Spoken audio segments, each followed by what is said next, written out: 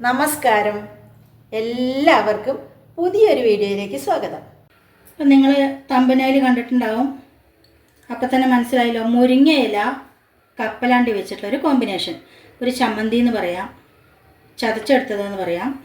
അപ്പോൾ അതിനായിട്ട് ഞാൻ കുറച്ച് എണ്ണ ഒഴിച്ചു കൊടുത്തിട്ടുണ്ട്. കടായി ഗ്യാസ് കൊളുത്തിയതിന് ശേഷം അതിലേക്ക് ഒരു 1.5 ടേബിൾ സ്പൂൺ മുഴുവൻ ഉഴുന്നാണ്, അതുപോലെ തന്നെ 1/2 ടീസ്പൂൺ ഉലുവ. ഒന്ന് ചൂടായി വരട്ടെ.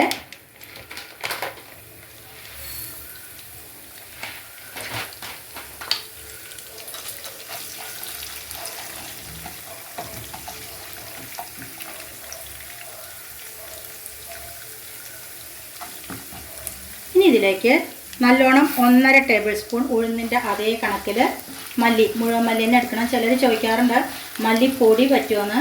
മല്ലിപ്പൊടിയും മുഴുവൻ മല്ലിയും തമ്മിൽ ടേസ്റ്റിന് വളരെയധികം വ്യത്യാസമുണ്ട്. അപ്പോൾ ഇങ്ങനെ മുഴുവൻ മല്ലി വാങ്ങാൻ കിട്ടിച്ച് അതന്നെ എടുക്കണം കേട്ടോ.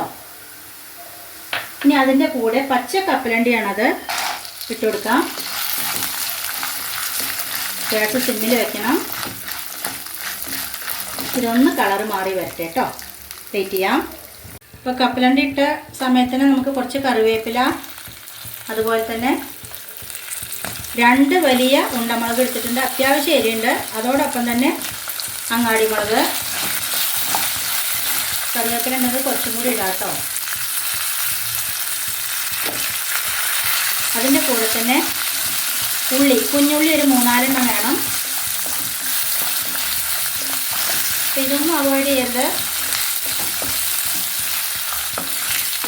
ഇനി വെയിറ്റ് ചെയ്യാം, ഒന്ന് നന്നായിട്ട് കളറൊക്കെ മാറി വരട്ടെ കേട്ടോ. ഇപ്പോൾ കണ്ടോ, നമ്മുടെ ഉഴുന്നുപരിപ്പൊക്കെ നന്നായിട്ട് കളറ് മാറിയിട്ടുണ്ട്. മാത്രമല്ല ആ നിലക്കടലയൊക്കെ മൂക്കണം, നല്ലൊരു മണം വരുന്നുണ്ട്. ആ സമയത്ത് ഒരു 1.5 ടേബിൾ സ്പൂൺ നാളികേരം ഇല്ലെങ്കിൽ കുഴപ്പമില്ല, പക്ഷേ നാളികേരം ഇട്ടിട്ടും ഇടാതെ ഉണ്ടാക്കാം കേട്ടോ. അപ്പോൾ ഞാൻ എന്തായാലും ഇന്ന് തേലിക്ക് വേണ്ടിയിട്ട് കുറച്ച് നാളികേരം അധികം തിരകിയിരുന്നു.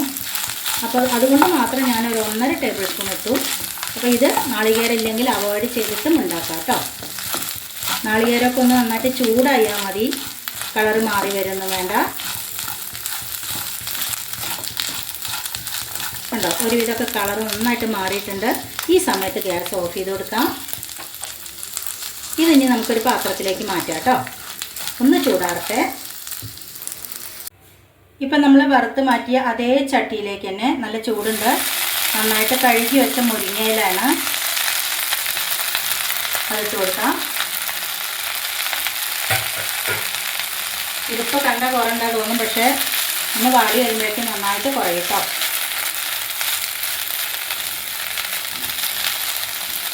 ഒന്ന് വാടി വരട്ടെ.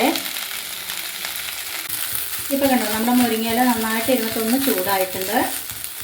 ഇനി ഇതിലേക്ക് വലിയൊരു കഷ്ണം ഇഞ്ചി, കുറച്ച് വാളംപുളി, ഈ ചൂട് തന്നെ കിടന്നിട്ടൊന്നും ഇതായിക്കോളും.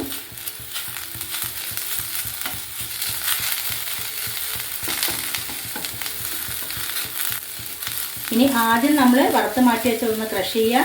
അതിന് ശേഷം ഉപ്പും കൂടി ഇട്ട് കൊടുത്തിട്ട് എല്ലാം കൂടെ ഒന്ന് ക്രഷ് ചെയ്ത് കഴിഞ്ഞാൽ വളരെ ടേസ്റ്റി ആയിട്ടുള്ള മുരിങ്ങയില കപ്പലണ്ടി കോമ്പിനേഷൻ റെഡിയായി. ഗ്യാസ് ഓഫ് ചെയ്ത് കൊടുക്കാം.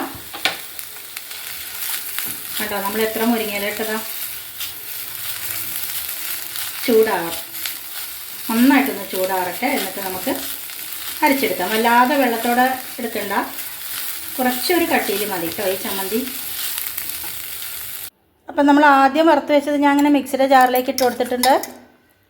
ഇതിലേക്ക് കുറച്ച് ഉപ്പ്, ഈ ചമ്മന്തിയിലേക്ക് ആവശ്യമായ ഉപ്പ് ചേർക്കാം കേട്ടോ. അതിനുശേഷം ആദ്യം ഒന്ന് ക്രഷ് ചെയ്ത് കൊണ്ടുവരാം കേട്ടോ. ഇപ്പോൾ കണ്ടോ, ഞാൻ ഇങ്ങനെ ഒന്ന് നന്നായിട്ട് ക്രഷ് ചെയ്ത് കൊണ്ടുവന്നിട്ടേ ഉള്ളൂ. ഇതിലേക്കും നമ്മൾ സ്ഥിരം ചെയ്യാറുള്ള മാതിരി തന്നെ കുറച്ച് ഒരു 1/2 ടീസ്പൂൺ മതി ശർക്കരയുടെ പൊടി ഇട്ട് കൊടുത്തു.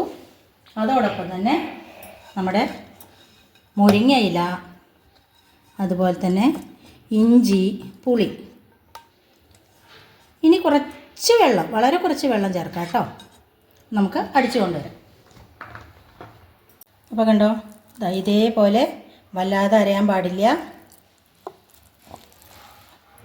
അങ്ങനെ ഒരു ബൗളിലേക്ക് മാറ്റാം. കുറച്ച് നല്ലോണം ഉണ്ട് കേട്ടോ.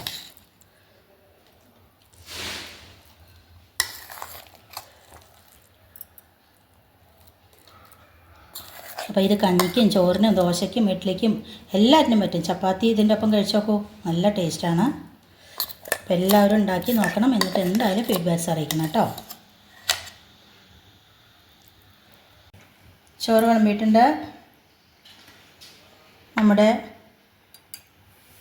മുരിങ്ങയില, കപ്പലണ്ടി, ചമ്മന്തി,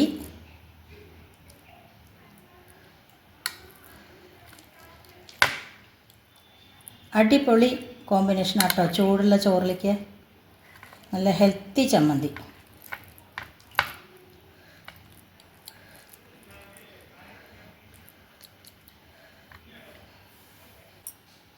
ഇട്ടാം.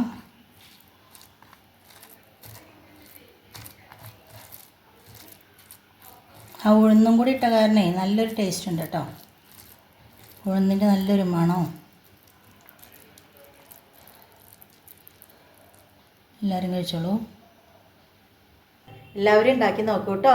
എന്നിട്ട് ഉഷാറായിട്ട് നല്ല ചൂടുള്ള ചോറ് വേണം കേട്ടോ. മറ്റൊരു പുതിയ വീഡിയോ ആയിട്ട് നാളെ കാണാം. അതുവരേക്ക് ബൈ.